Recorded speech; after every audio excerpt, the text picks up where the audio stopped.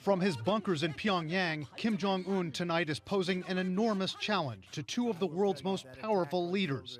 Kim's aggressive, hell-or-high-water pursuit of nuclear weapons and long-range missiles is a pivotal topic as President Trump and Chinese President Xi Jinping look across the table at each other. The North Korea threat is growing by the day, and President Trump and President Xi are under great pressure to do something. What will President Trump say to President Xi to get China to put more pressure on Kim Jong-un to scale back his weapons program?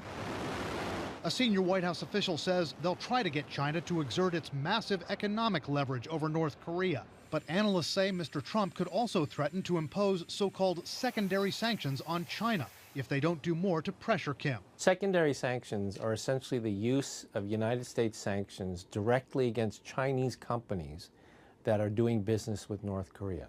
We pressed the White House on whether the president would threaten secondary sanctions on China. They've not responded. Another option is talking directly to Kim, a move Democratic Senator Ed Markey is pushing the Trump administration to consider. The United States must do something that the Chinese want us to do, which is to engage in direct negotiations with Kim. And in return, Markey says, China would tighten the economic screws on North Korea if Kim doesn't negotiate in good faith. No response from the White House to that idea. If that negotiation fails, there's nowhere else to go. And that's a very dangerous place to put any president. One of President Trump's toughest challenges, getting any movement from a Chinese leader who many experts say doesn't really want to do anything about North Korea. President Xi has no real incentive to take major steps on North Korea because China believes it's better off with even a nuclear-armed and hostile North Korea on its border than with a reunified Korean peninsula allied to the United States.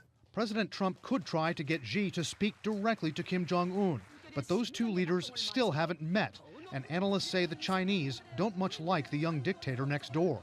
He's not as cooperative and as communicative as his father or grandfather, and so this guy is unpredictable, he's brash, he's in essence irrational, and quite a big ego.